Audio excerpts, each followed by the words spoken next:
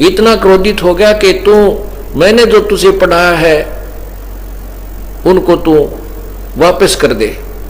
तो कहते हैं उस याज्ञवल्क्य ने वहां वमन कर दी रक्त की, उल्टी कर दी रक्त की, और उसमें से वो जितना उससे पढ़ा था वो सारा नीचे उलट जमीन पर उलट दिया। और कहते हैं वो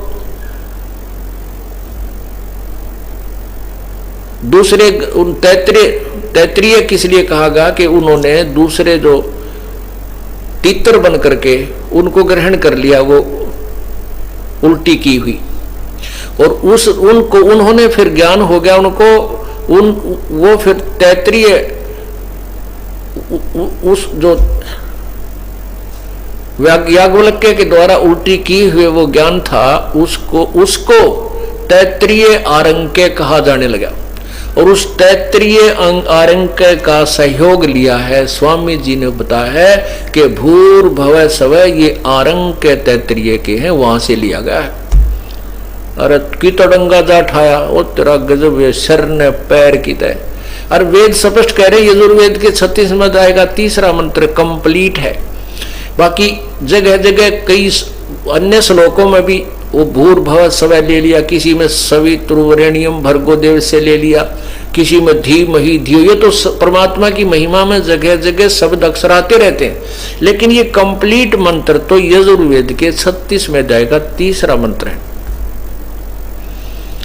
जो स्वामी जी दयानंद जी को पता नहीं था, अर्थात वो वेद ज्ञान से वंचित थे, उनको क भी ज्ञान नहीं था, और उनके द्वारा ये इस प्रकार उठपटांग बनाए हुए इनको आज तक हम रट्टे लगाया करते थे।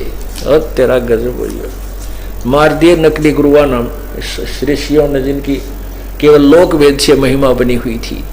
अब इसमें क्या अनुवाद किया है ये आप सुनिए। ये भूर्भुवः स्वः ये तो तैत्रीय आरंक्य के हैं,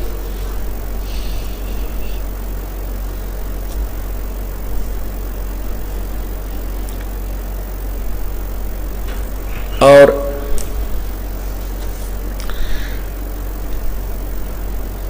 यहां अनुवाद कुछ और किया है, और यजुर्वेद में अनुवाद कुछ और किया है। इससे सिद्ध है कि स्वामी दयानंद जी बिल्कुल ज्ञानहीन थे, इनको कोई ज्ञान नहीं था भक्ति का, ना समाज के बारे में ज्ञान था। इन्होंने सब जगह बकवाद गढ़ रखी, इंद्री केवल उल्टा ज्ञान ठोक रखा है। आपने 4था अध्याय पढ़ा होगा, हाय हाय ये भगवान, इस सत्यार्थ प्रकाश को तो जहां दिखा वहीं आग लगा देनी चाहिए। एक समय ऐसा आएगा कि इसके नाम से नफरत हो जाएगी, क्योंकि ना तो ये मोक्ष मार्ग है, ना ही किसी समाज में अप्लीकेबल करने योग्य है ये सत्यार्थ प्रकाश का ज्ञान, और न ही इसमें कोई खगोल भगोल का ज्ञान ठीक है। सूर्य पर आदमी रहते हैं, मनुष्य रहते हैं, पृथ्वी की तरह रहते हैं, ऐसे गपौड़ और बकवास भर रखी इसमें। ये भगवान, ये परमात्मा। और अब तक इसको बड़े रुचि से पढ़ा जा रहा था। दास ने किसी समाज को बुरा नहीं कहा, महर्षि दयानंद जी को बुरा नहीं कहा, ना उसको ठग चोर लुटेरा या कोई ऐसा वैसा कहा, लेकिन ज्ञान के ऊपर एक निर्णायक टिप्पणी दी है जो आपके प्रत्यक्ष समक्ष प्रत्यक्ष है। तो इसमें क्या देखा आपने कि जो इस तरह के श्लोक बनाकर इस तरह की साधनाएं हमें बताई गई थी कि केवल एक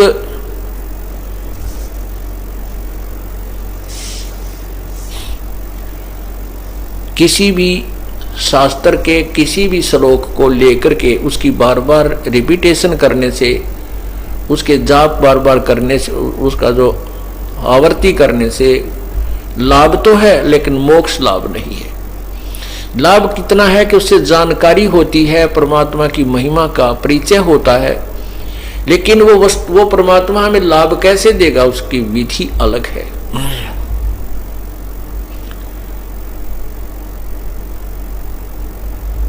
तो यहां बता रहे हैं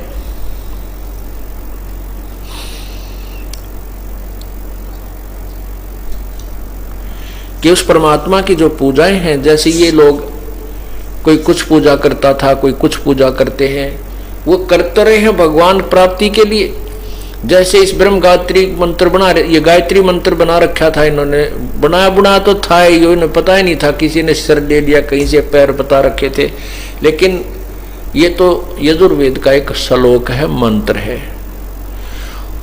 तो इन्होंने, किसी ने तो इसी के जाप से नहीं कहा मैं 1 लाख गायत्री जाप कर लिए, मैंने 2 लाख गायत्री जाप कर लिए, तो इससे मोक्ष नहीं हो सकता। हाँ, परमात्मा की स्तुति का एक ज्ञान यज्ञ होता है, केवल एक ज्ञान यज्ञ का लाभ होता है। वो चाहे गीता जी के श्लोकों को पढ़ लीजिए, चाहे वेदों के श्लोकों को मंत्रों को पढ़िए, और चाहे कबीर परमेश्वर की अमर वाणी को, चाहे गुरु नानक देव जी की अमर वाणी को, चाहे संत गरीबदास जी महाराज की अमर वाणी को पढ़िए, इससे केवल ज्ञान यज्ञ का एक ही फल मिलेगा। और यज्ञ का फल है स्वर्ग। जैसे ग्लूकोज होता है, जैसे बीमार रोगी व्यक्ति को ग्लूकोज चढ़ा दिया जाता है तो उसको शरीर को कुछ सहारा मिलता है, लेकिन रोग नहीं कटता। रोग काटने का ट्रीटमेंट उससे न्यारा होता है, वो कैप्सूल, उसकी गोलियां, ऑपरेशन जो भी करना है वो ट्रीटमेंट भिन्न है। ठीक इसी प्रकार केवल एक ग्लूकोज चढ़ाने मात्र से ही हम उसको प्रॉपर ट्रीटमेंट नहीं मान सकते, उसको रेगुलर ट्रीटमेंट नहीं मान सकते।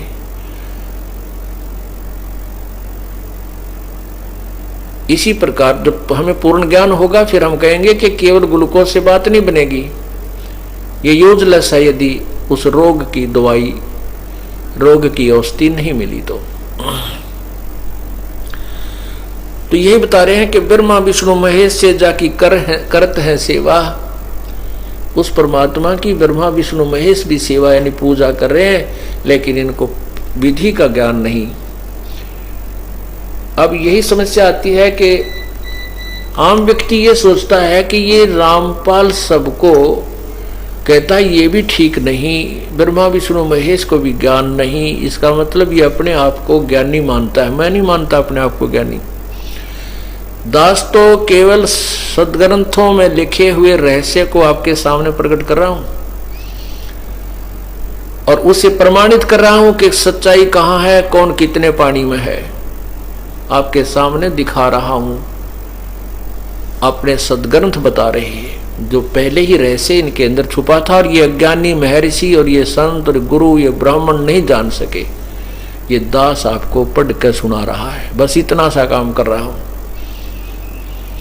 और वो जड़ी, वो विधि, वो तरीका प्रॉपरली ए से लेकर जेड तक, यानी पूर्ण ज्ञान उस पर परमात्मा की प्राप्ति का मुझ दास को है। गरीबदास साहिब ने कहा है कि तत्व भेद कोई ना कह रे झूम करा, ये पैसे ऊपर नाच सुनो रे झूम करा।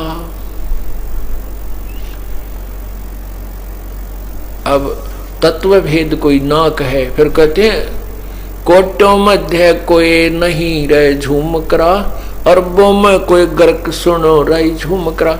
अब अरबों में कहते, करोड़ों में, संतों में नहीं मिलेगा आपके तत्व ज्ञान से पूर्ण परिचित, पूर्ण ज्ञान के साथ साथ पूर्ण विधि परमात्मा पाने की। ये गर्क बोलते हैं उसको, गर्क माने पूर्ण रूप से परिपूर्ण। अरबों में, अरब संतों में कोई संत मिलेगा आपको जो गर्क होगा, हर विधि से ज्ञान भी परिपूर्ण होगा, उसका समाधान भी परिपूर्ण होगा।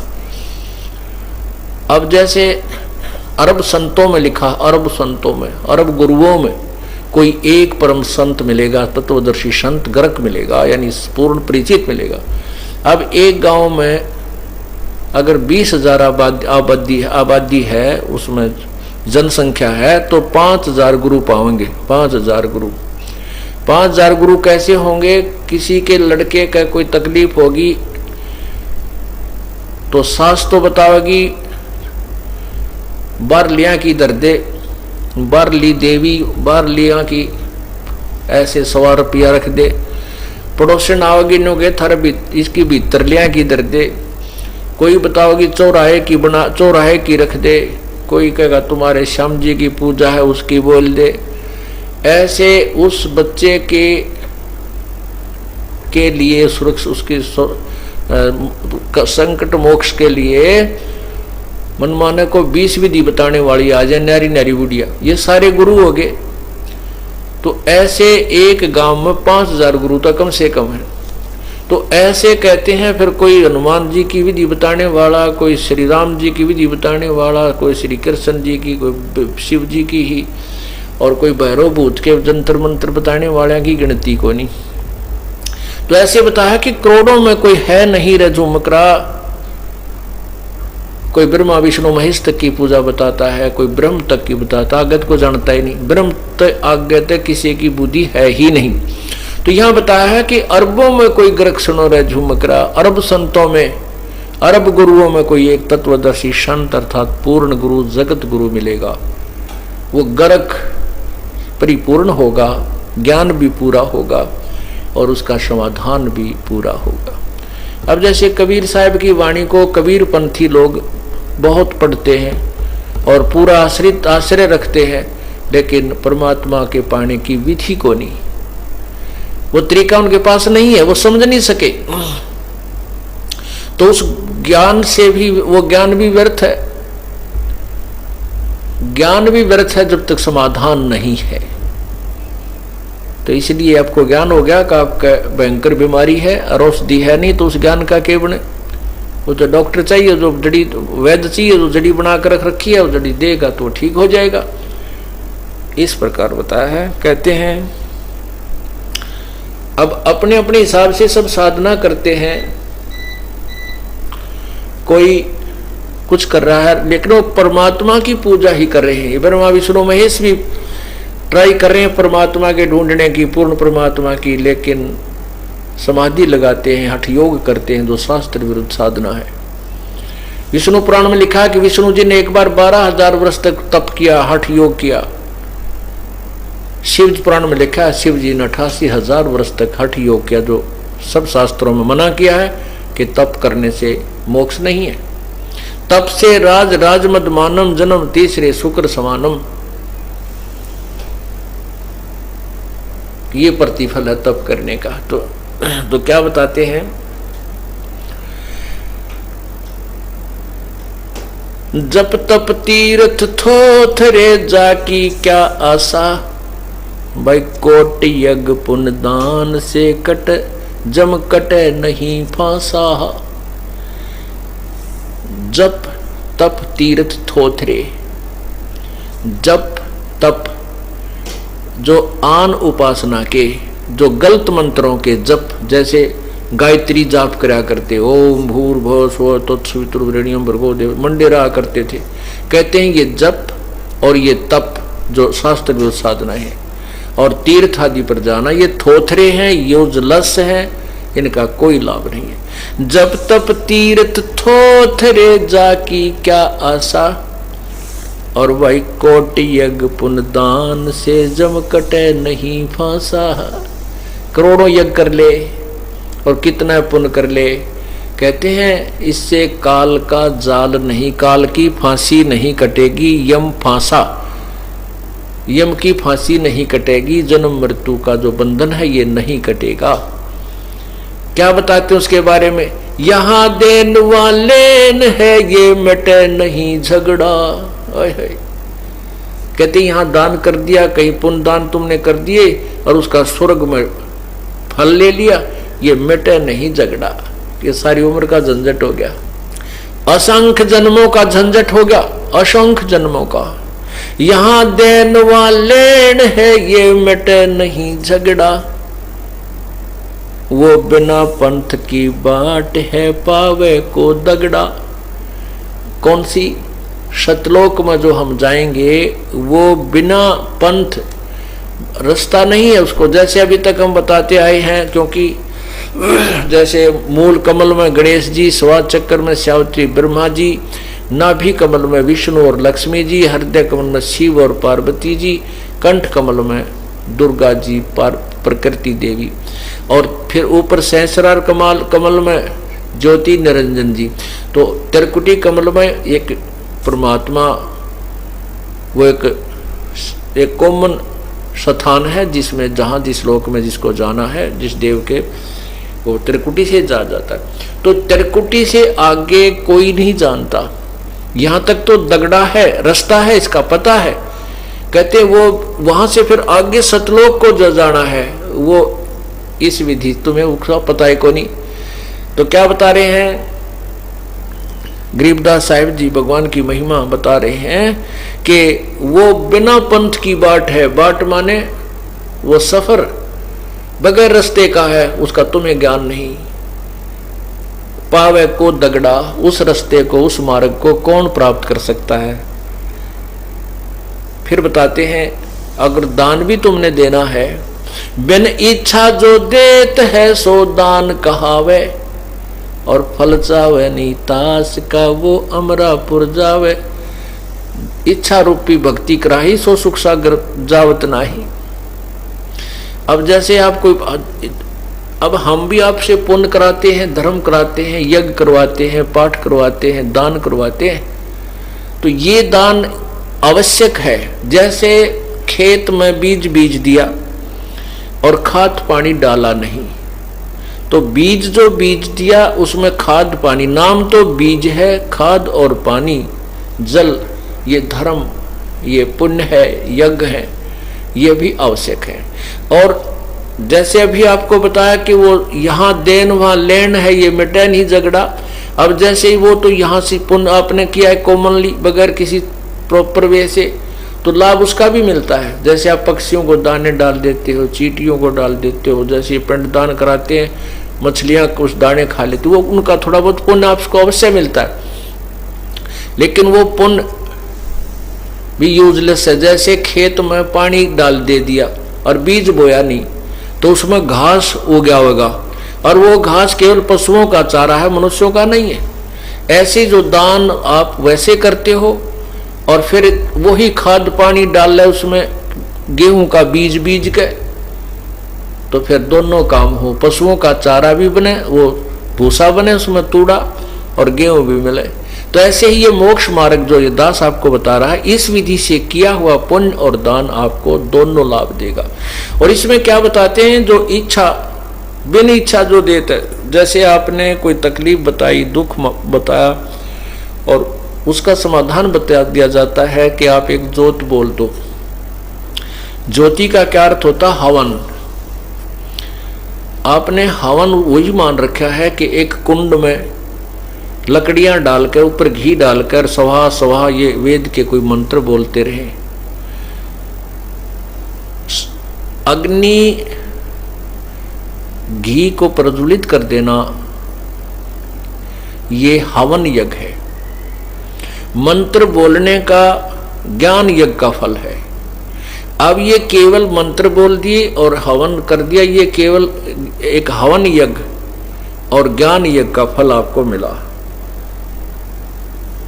तो इन दोनों से काम नहीं चलेगा। तो जैसे हम आपको हम ज्योति जलाते हैं, एक रुई की बाती बनाकर और उसको खड़ा लगाते हैं, इसको अमर ज्योत बोलते हैं, और उससे हम घी उससे सभा करते हैं, जलाते हैं, तो वो हवन हो जाता है। वो हवन यज्ञ का लाभ आपको प्राप्त कराते हैं। तो उससे क्या होता है कि आपने जो तकलीफ आपको होगी, आपके पुण्य नहीं है, तो वो हवन जो यज्ञ आपने किया उसका प्रतिफल आपको भगवान देता है। और जो आपका काम उस हवन यज्ञ के कारण होना था वो हो जाता है, और आपका दान बराबर हो गया। और आप बिन इच्छा से देते हो उसका ठीक है, क्योंकि प्रारंभ में आपने ये भी करना होगा ताकि आप तब तक आपकी भक्ति ज्यादा बन जाए और परमात्मा आपको सहयोग और देने लग जाए। सर्वप्रथम तो प्रभु आपको अपने कोटे से, कबीर परमात्मा अपने कोटे से आपको सुख देता है। फिर आपको विधि बताई जाती है, आप ऐसे कीजिए, ऐसे कीजिए। जैसे सरकार ग्रांट देती है, सब्सिडी दे देती है। अब सब्सिडी इसलिए देती है कि ये अपने पैरों पर खड़ा हो जाए, अपना धंधा कर ले, अपना घर बसा ले, ये कुछ अपने जो निर्धनता को दूर कर ले। और वो कुछ करता नहीं है, सब्सिडी ने लेकर खा पी कर अपना दारू तुप्पा पी कर बर्बाद कर देता है, वो ज्यों का तो रह जाता है, वो बराबर हो जाता है। इसी प्रकार परमात्मा पहले आपको अपने कोटे से सुख देता है, सब्सिडी देता है कि अब तू लालच देता है कि तू भक्ति कर ले, तुझे सुख मिलेगा। फिर आपको बताता है कि ऐसे कर ले, ऐसे कर ले।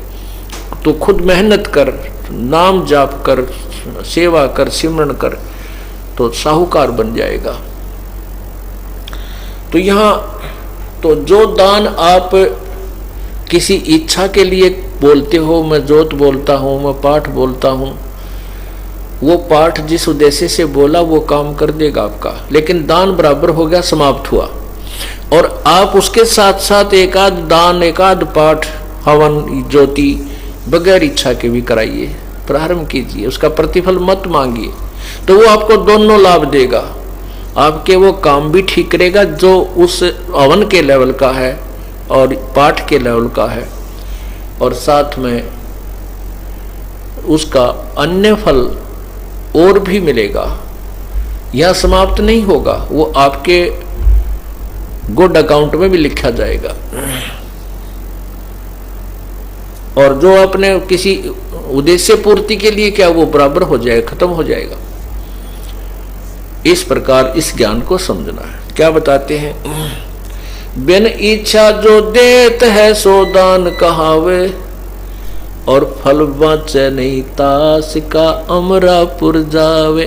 तो वो जो पुण्य आपने बगैर इच्छा के जो दान किया है, पाठ करवाए हैं, उसको वो आपको दोनों लाभ देगा।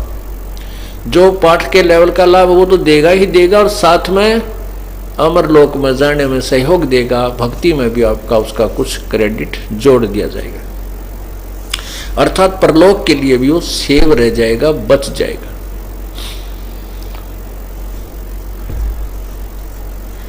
फिर क्या बताते हैं?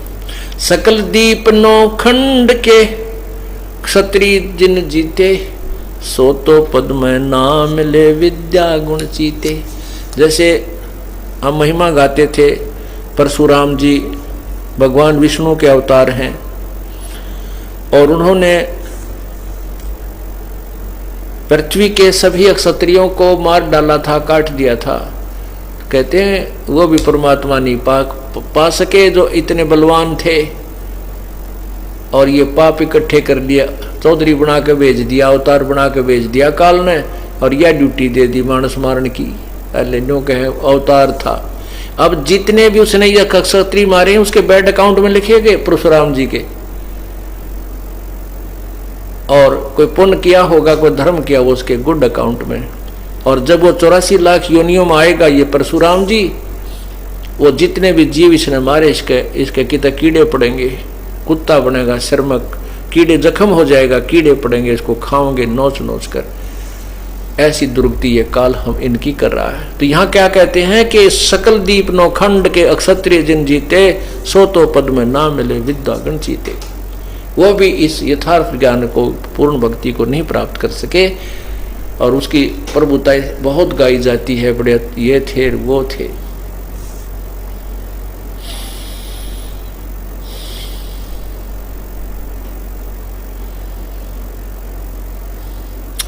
स्वर नर मुनिजन से वही सनकादिक से, जहां में शेष से मुख रटत है जा कपार ना पावे। अब शेष नाग के 1000 मुख बताते हैं, और एक मुख में 2 जीव। कहते हैं वो भी भगवान रट रहा है, उसी परमात्मा को पाने की चेष्टा कर रहा है। तुम तो एक गायत्री जाप को, ओम जाप गेल ला के कर रहे हो। पहले तो ये शास्त्र विरुद्ध हो गया, क्योंकि गायत्री मंत्र नहीं है, ये यजुर्वेद अध्याय नंबर 36 का 3रा मंत्र है। इसके साथ वो मंत्र लगाना ही कति नालायकी है। जैसे मोटर गाड़ी की या मोटरसाइकिल के पिस्टन के साथ कोई नट वेल्ड कर दे और अपनी प्रभुता दिखावा कि ये नट बहुत बड़ी, अब ये पिस्टन और ज़्यादा कारीगर हो गया, बढ़िया हो गया, कामयाब हो गया, उसने तो उसका नाश कर दिया, व्यर्थ कर दिया वो पिस्टन। उसके साथ नट जोड़ के वो तो कंपनी ने पहले ही स्पेसिफाइड बना रखा था। परमात्मा ने यजुर्वेद के 36वें अध्याय के 3रे मंत्र में यो मंत्र लिखा हुआ है और प्रभु का बोला हुआ, इसके साथ कोई छेड़छाड़ करनी मूर्खता की बात होती है, उससे लाभ नहीं हानि हो सकती है। तो ये गायत्री जाप को हम करते थे तो कोई लाभ नहीं होता था। कोई का मतलब है जो चाहिए वो नहीं होता था, केवल ज्ञान यज्ञ का लाभ वो भी आंशिक होता है। तो इससे हम मोक्ष मानते थे।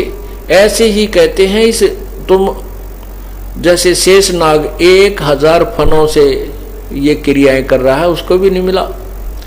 आप तो एक मुंह से 1 लाख जाप कर लिए कि हफ्ते 10 दिन में, और वो तो एक का दिन में एक ही बार में 1000 जाप करे है। 10 जाप 10 से बार में उसके 1 लाख जाप हो गए, और उसको भी नहीं मिला वो परमात्मा इस विधि से। और ये सुर नर मुनि जन सेव ही सनकादिक ध्यावे। सुर नर मुनि जन, सुर देवता मुनि या ऋषि नर जो धार्मिक लोग हैं, ये सब पूज रहे हैं परमात्मा परमात्मा पूर्ण परमात्मा करके। और सनकादिक ये संत कुमार आदि जो ब्रह्मा जी के 4 पुत्र हैं जो बालावस्था में रहते हैं, कहते ये भी ध्यान लगाओ पूर्ण परमात्मा के ही भक्ति के लिए। लेकिन कहते हैं हम पूर्ण परमात्मा की भक्ति करें, लेकिन विधि गलत होने से उनको भी कुछ भी हासिल नहीं हुआ, प्रभु प्राप्ति नहीं हुई। ब्रह्मा विष्णु महेश रे देवा दरबारी, शंख योग कल्प युग हो गए जाकी खुली ना तारी। ब्रह्मा विष्णु महेश जैसे भी उसी के दरबारी यानी नौकर हैं।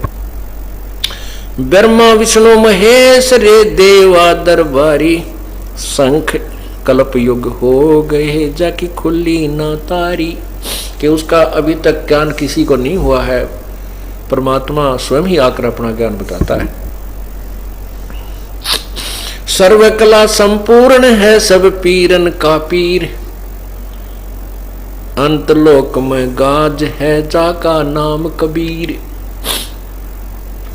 सर्वकला संपूर्ण है वो सब पीरन का पीर, अंतलोक में गाज है जाका नाम कबीर। शंख परलय शंख असंख रे पलमाही बिहानी, गरीबदास निज नाम की महिमा हम जानी।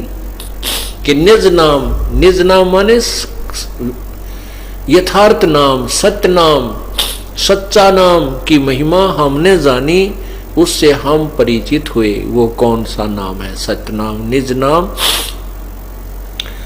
सुख के सागर राम है दुख मोचन होई।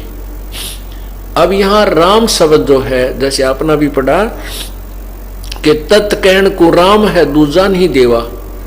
अब यहां कह रहे हैं दूसरे शब्द में कि सुख के सागर राम है दुख मोचन होई, और पत्थर पानी प्रतिमा से तेरा नहीं कोई। अब सुख के सागर राम है। अब हम पहले हमारी बुद्धि, जब हमें ज्ञान नहीं था, तत्व ज्ञान नहीं था, तो हम जब भी राम शब्द कोई मुख से उच्चारण करते थे तो हमारा श्री रामचंद्र जी, दशरथ पुत्र श्री रामचंद्र जी विष्णु अवतार के ऊपर हमारी सुई चली जाती थी बुद्धि की, और हम उन्हीं को सुप्रीम पावर मान लेते थे। जहां भी राम का नाम जपो भाई, तो हम उसी राम को फाइनल गॉड मानते थे, सुप्रीम गॉड मानते थे। अब यहां क्या बता रहे हैं कि सुख के सागर राम है दुख मोचन होई।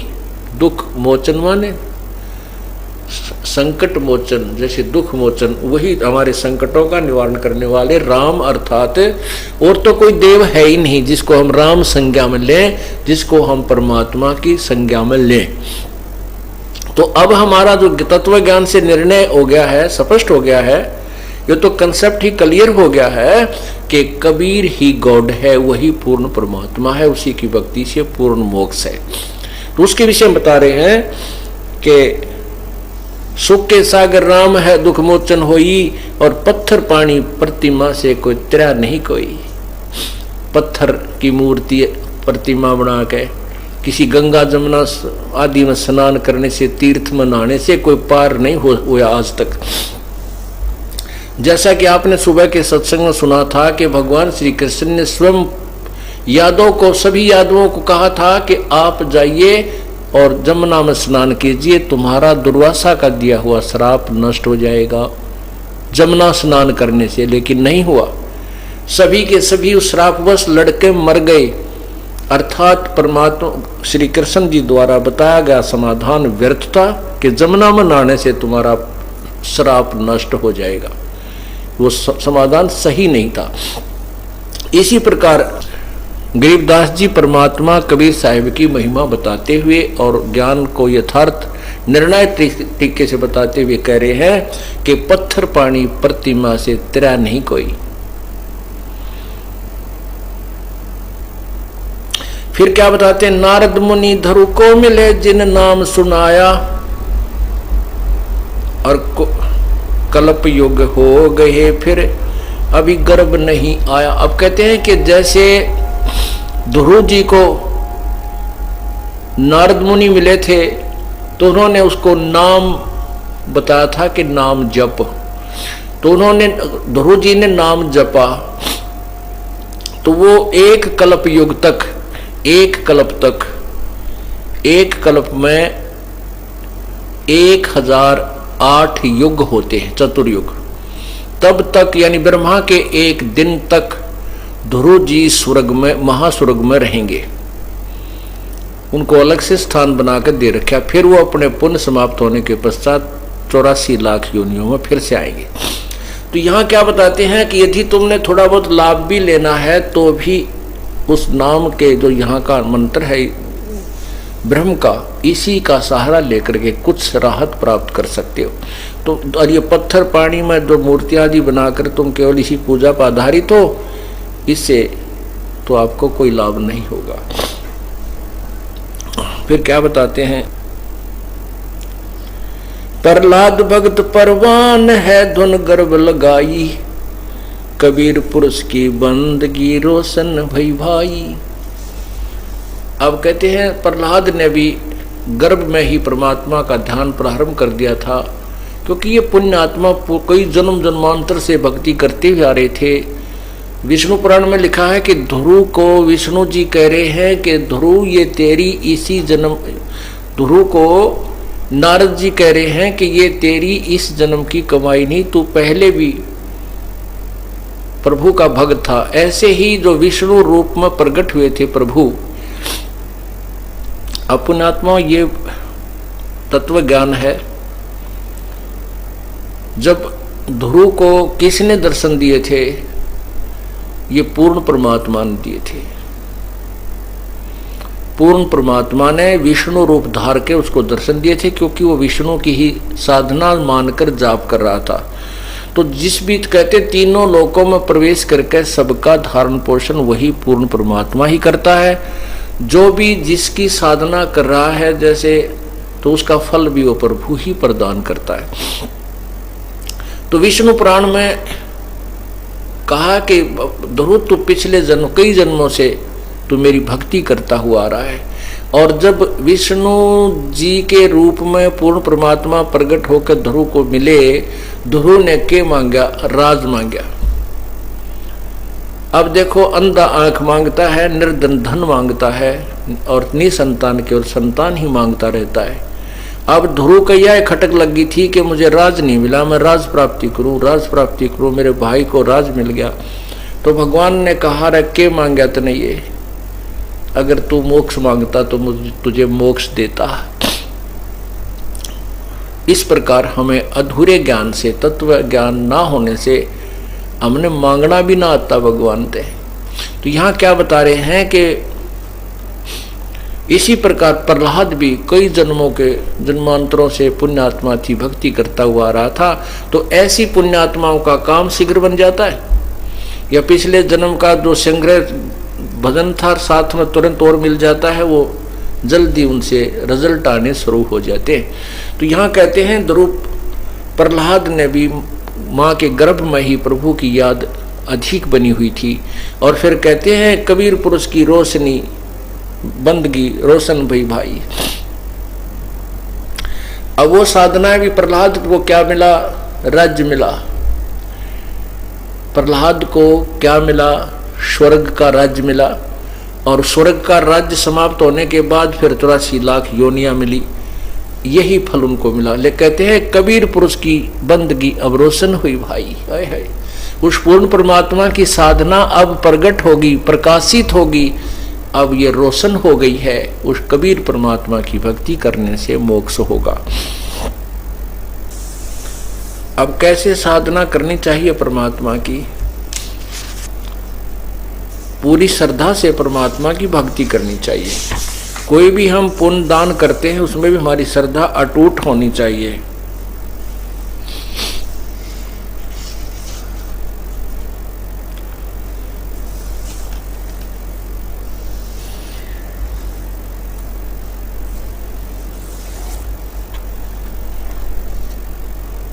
कहते हैं जिन हर जैसा सुमरिया ताको तैसा लाभ है। भाई ओसा प्यास न भाग ही जब तक धसे न आब। जिन्होंने जैसा भी परमात्मा को भजा है उसको वैसा लाभ अवश्य मिलेगा। अन्य जो साधनाएं आप कर रहे थे, जैसे भी आपने वर्णन सुना कि ब्रह्मा विष्णु महेश और दूसरे भी देव पूजा करते हैं और अन्य भी पूजा करते हैं। कोई एक दान करता है, कोई एक यज्ञ हवन करके राजी हो रहा है, प्रसन्न अपने आप को पर अपनी क्रियाओं को सही मान रहा है। कहते नहीं, हाँ ठीक है, जिन हर जैसा सुमरिया ताको तैसा लाभ। जैसा भी जिसने क्रियाएं प्रभु की हैं उतना लाभ अवश्य मिलेगा। लेकिन ओसा प्यास न भाग ही, ओस चाटने से प्यास नहीं बुझ सकती।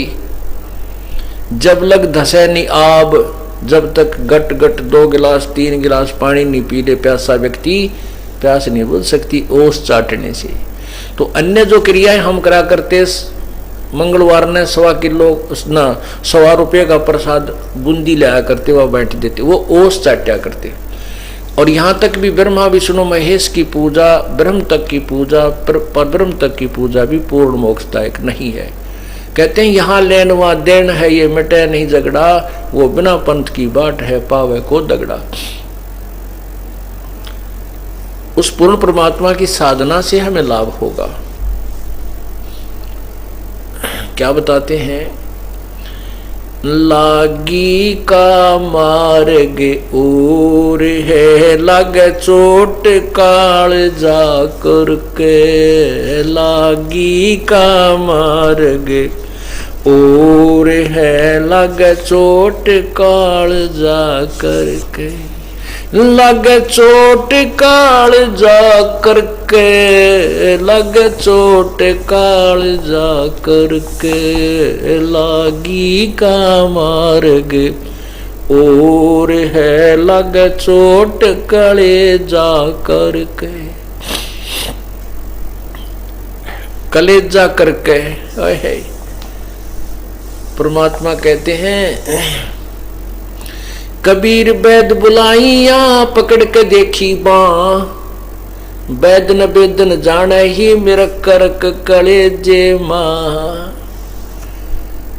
परमात्मा कहते हैं जो भक्त बहन भाई जो भक्त बन जाते हैं, सच्ची श्रद्धा से वो भक्ति करते हैं, परमात्मा की चाह उनका इतनी हो जाती है कि कबीर प्रभु कहते हैं कि भक्त अपने ऊपर लेते हैं। प्रभु कहते हैं मैं परमात्मा की यानी एक भक्त प्रभु की चाह में उसकी इतनी जबरदस्त कसक बना उसके हृदय में कि लोग तो उसको बीमार समझने लग जाए कि ये तो सूखता जावा है, उदास सा रहता है, किसी से बोलता है कोई ना। तो परमात्मा कहते हैं मेरी ऐसी स्थिति होगी, मेरी मीन भक्त की, जो सच्चा भक्त होता है, श्रद्धा से जो भक्ति करता है। कहते हैं कबीर बैद बुलाइया पकड़ के देखी बाँ। के वैद घर वालों ने सोचा है बच्चा बीमार हो गया, लड़का हमारा भाई बहन जो भक्ति कर रहा है, जो ना बोलता ना कोई हमारे से बात करता, गुमसुम सा रहता है, और डॉक्टर बुला लिया वैद। उसने नाड़ी देखी, नो कहे वैद ना वेदन जान ही, मेरे दुख ने वैद नहीं जान सका क्योंकि मेरा करक कलेजे में, मेरे तो उस भगवान की तड़फ है कालजे में, दिल में वह करक लाग रही है, वह कसक है। करक माने चीस, एक विशेष चाह होती है किसी वस्तु की, तड़फ। तो क्या कहते हैं लागी का मार्ग और है लग चोट काल जा करके, लग चोट काल जा करके, लग चोट काल जा करके, लागी का मार्ग और है लग चोट काल जा करके। बन बीच भरतरी भूप ने एक मारा ताण निशाना, बन बीच भरतरी भूप ने एक मारा ताण निशाना, कोई घड़ी सदी थी आवन की साधु का हो गया आना, कोई घड़ी सदी थी आवन की साधु का हो गया आना। ये कोई मुआ मर्ग जवा दियो नत तार धरो न बाणा, ये मुआ मर्ग जवा दियो नहीं तार धरो न बाणा। वो जिंदा कर दिया डोर था शिष बना परीक्षा करके, शिष बना परीक्षा करके, शिष बना परीक्षा करके, लागी का मार्ग और है लग चोट कले जा करके, लग चोट कले जा करके, लग चोट काल जा करके, लागी का मार्ग और है लग चोट कले जा करके। गोपी चंद योगी हो गए जिन ले लिया भगमा बाणा, गोपी चंद योगी हो गए जिन ले लिया भगमा बाणा। गुरु महल जनान बेजते डोडी पे अलख जगाना, गुरु महल जनान बेज थे डोडी पर अलख जगाना। भोजन 3600 त्याग के भिक्षा का भोजन खाना, व्यंजन 3600 त्याग कर भिक्षा का भोजन खाना। तन पड़ गया कमजोर था ना खाया उदर वर्क, ना खाया उदर वर्क, ना खाया उदर वर्क, लागी का मार्ग और है लग चोट काल जा करके, लग चोट काल जा करके, लग चोट काल जा करके, लागी का मार्ग और है लग चोट कले जा करके।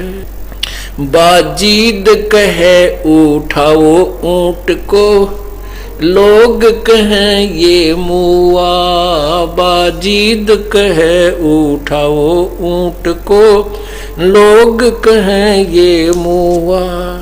रही उठन वाली चीज नहीं गया ओढ़ सलानी सुआ, रही उठन वाली चीज नहीं गया ओढ़ सलानी सुआ। कुछ नक्सक बिगड़ा है नहीं बाजीदा अचरज हुआ, कुछ नक्सक बिगड़ा है नहीं वाजीदा अचरज हुआ। जिन करया अचंबा गोर है तजा राज काल से डर के, तजा राज काल से डर के, तजा राज काल से डर के, लागी का मार्ग चोट कले जा करके, लग चोट जा करके, लग चोट काल जा करके, लागी का मार्ग और सुल्तानी मगन बैराग में जिन तज दिया बलख बुखारा। सुल्तानी मगन बैराग जिन तज दिया बलख बुखारा। कद पालकियां में चालते आज ठालिया गुदड़ बारा। कद पालकियों में चालते आज ठालिया गुदड़ बारा। सब संगी छोड़ी रोवती रोवे था कुणबा सारा। सब संगी छोड़ी रोवती रोवे था कुणबा सारा। वो शोर मचारण वास में ना देखा पीछा फिर के। ना देखा पीछा फिर के। ना देखा पीछा फिर के। लागी का मार्ग और है लग चोट कण। कुएं में शेख फरीद ने किसी मीठी बोली भाषा। कुएं में शेख फरीद ने किसी मीठी बोली भाषा। तुम चुन चुन कागा खा लियो मेरे हाडों पर का मासा। तुम चुन चुन कागा खा लियो मेरे हाडों पर का मासा।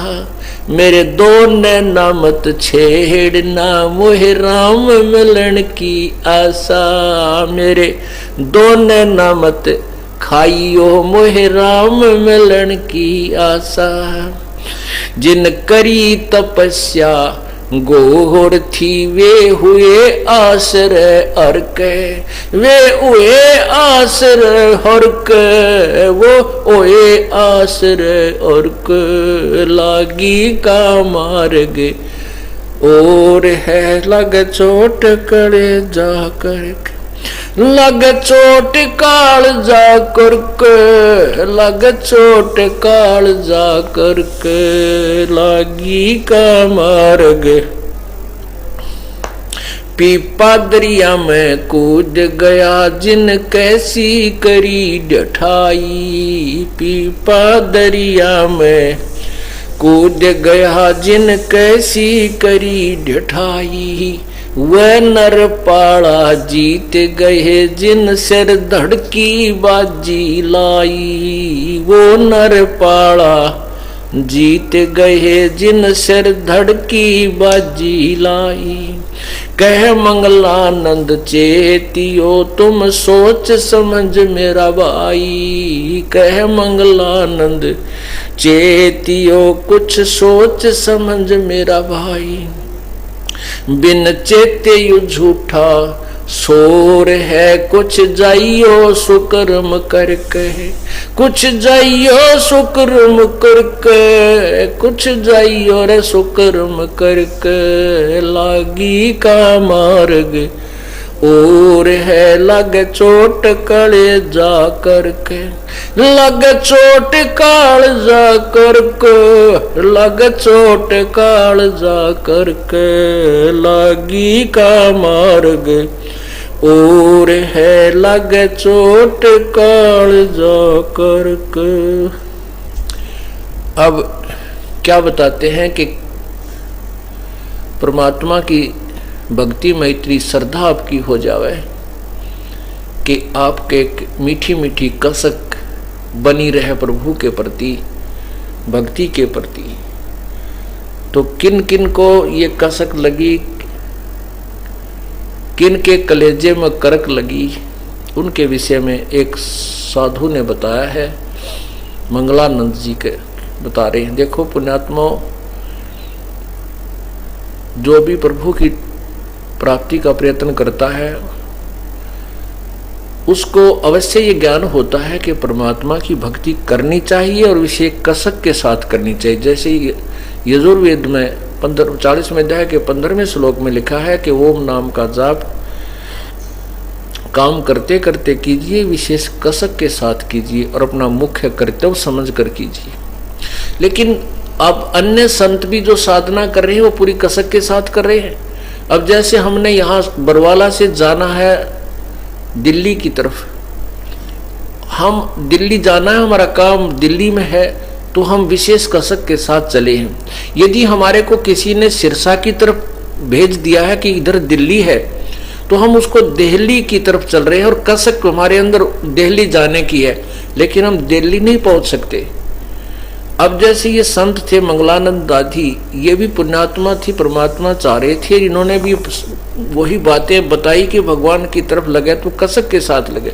यदि हमारे को दिशा ठीक नहीं मिली है अपने मंजिल की ओर जाने की, और हम उस विपरीत दिशा में भी जा रहे हैं और कसक के साथ जा रहे हैं, तो भी व्यर्थ है। अब तो हमने दिशा मिल गई है, लेकिन अब इन उदाहरणों का सहयोग लेना है। जो इन अनजान संतों ने विपरीत दिशा में भी वही स्पीड खींची, जैसे हमारी गाड़ी की स्पीड है 100 स्पीड से चलती है 100 किलोमीटर प्रति घंटा, और हम जाना दिल्ली था, उस स्पीड से जा रहे हैं सिरसा की तरफ, तो हम डबवाड़ी पहुंच जाएंगे, पंजाब में प्रवेश कर जाएंगे, दिल्ली नहीं जा सकते। इसी प्रकार कसक भी हो और मार्ग भी ठीक हो, हमारी स्पीड भी सही हो और दिशा भी हमें वो ठीक मिली हो, तब हम सफल होंगे, मंजिल पर पहुंच सकेंगे। तो क्या बताते हैं, शेख फरीद ने कुएं में किसी मीठी बोली भाषा, अब शेख फरीद जी भी प्रयत्न कर रहे थे परमात्मा के पाने की, उनको ज्ञान तो ये दे रखा था कि भगवान निराकार है, और गुरुजी ने ये भी तपस्या बता रखी थी कि साधना कर, तप करने से प्रभु का दर्शन हो जाता, दीदार होता है। अब अपने गुरुदेव के बताए अनुसार के भगवान के दर्शनार्थ कठोर तप करना चाहिए। पहले तप किया, खड़ा होकर, बैठकर, किसी तरह, फिर सोचा कि क्यों ना कुएं में उल्टा लटक जाऊं। शेख फरीद जी ने 12 वर्ष तक उल्टा लटक कर, एक जैसे नीचे कुआं था, ऊपर वृक्ष था, वृक्ष का जो डार था, बड़ा टहनी, तो डाल जो है डार, कुएं के ऊपर के टहनी आई हुई थी उसकी शाखाएं, तो उसमें ऊपर रस्सा बांध कर कुएं उस टहनी के और अपने पैरों का बांध के, और धीरे धीरे कुएं में उल्टा लटक जाता था। उसमें 12 वर्ष तक जैसे थोड़ा बहुत आहार किया, फिर लटक गया, फिर आहार किया, दूसरे तीसरे दिन फिर लटक गया। ऐसे 12 वर्ष में 1.25 मन अन्न खाया था शेख फरीद ने, 50 किलो 12 वर्ष में। तो देख लो, एक वर्ष में 365 दिन होते हैं, कितना आहार प्रतिदिन उसको ने लिया होगा। मेरे ख्याल में 100 ग्राम भी बाट नहीं आता, 10 ग्राम बल्कि। तो उस पुण्यात्मा को कसक तो लगी थी परमात्मा की, उसके कलेजे में कर्क भी थी, लेकिन दिशा गलत थी।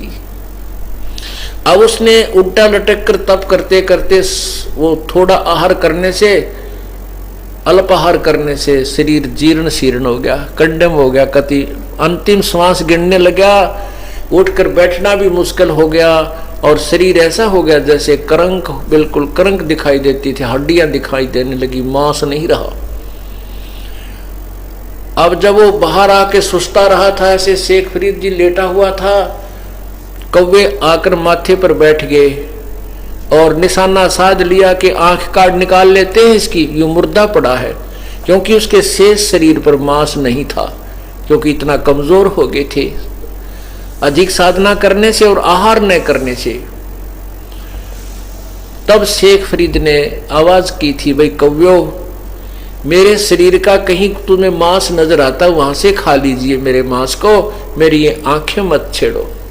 तो इस प्रकार वो जो कव्य उसको खाने लगे, तो कुएं में वो वापस चले गए शेख फरीद जी, और ये कहते हुए कि भाई कव्यो, अगर मेरे शरीर पर कहीं मांस हो तो इसको खा लीजिए, मेरी आंखें ना छेड़ना, मुझे परमात्मा के दर्शन की आशा है, हो सकता है मुझे कभी भगवान अल्लाह दीदार दे, दर्शन दे दे।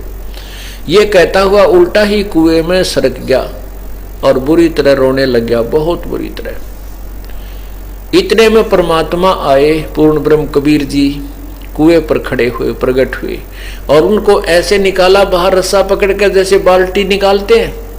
तब शेख फरीद ने कहा कि भाई मुझे तंग ना करे, कौन हो आप, मुझे छोड़ दीजिए, मैं अपना काम कर रहा हूं, तुम अपना काम करो। क्योंकि कई बार कोई ये पाली जाते थे ग्वाले, वो उसकी रस्सी को पकड़कर ऐसे हिला देते थे, शरारत करते थे। तो बेचारा शेख फरीद कभी इस कुएं के लगता था, कुएं की साइड में, कभी इस साइड में, अपना ऐसे कर लेता था। बच्चे एक दो बार ला कर चले जाते थे। तो उसने सोचा आज भी कोई शरारती आ गया, तुझे बाहर ही निकाल रहा है। तो उसने कहा भाई मुझे बाहर ना निकाल, मुझे छेड़ मत, मुझे अपनी क्रिया करने दे। प्रभु ने कहा आप क्या कर रहे हो? शेख फरीद ने कहा मैं परमात्मा के प्राप्ति के लिए प्रयत्न कर रहा हूं, भक्ति कर रहा हूं। प्रभु ने कहा कि मैं वो अल्लाह हूं जिसकी तू खोज कर रहा है। अब शेख फरीद कहने लगा कि मजाक मत करे मेरे साथ, अल्लाह ऐसा नहीं होता। परमात्मा ने कहा अल्लाह कैसा होता है कि वो तो बेचून है। बेचून मीन अनविजिबल, फॉर्मलेस, वो दिखाई नहीं देता, निराकार है। तो कबीर परमेश्वर ने कहा कि बोली आत्मा पहले ये तो विचार कर तुम बोल क्या रहा है। एक तरफ तो कह रहा है कि भगवान के दीदार के लिए, अल्लाह के दीदार के लिए, दर्शन के लिए, उसको देखने के लिए, साक्षात्कार करने के लिए मैं साधना कर रहा हूं, और दूसरी तरफ उसको निराकार भी बता रहा है। निराकार का तू देखेगा क्या? अब एकदम वो कहते ना गामकार ज्ञान का तो चमका ऐसा लग गया करे, एकदम उसकी चौंध टूट गई कि तेरा गजब हो। यो कह रहा हूं भगवान को देखूंगा, और उधर से थ्योरी बता रही है हमारी वो निराकार है। फिर निराकार का देखना क्या है?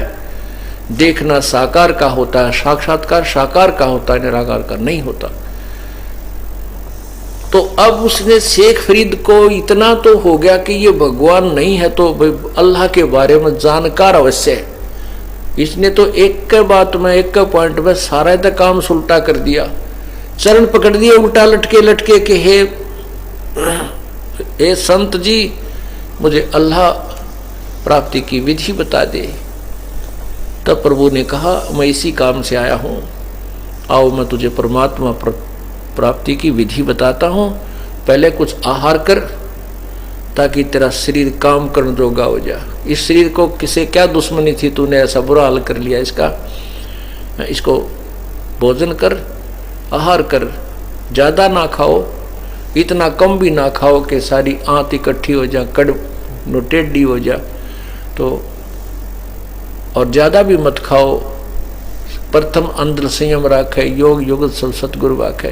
तब कबीर परमेश्वर ने उस शेख फरीद को वो विधि बताई परमात्मा अपने ही पाने की। देखो परमात्मा के दर्शन से नहीं, उसके नाम की कमाई करने से सतलोक में वास होगा।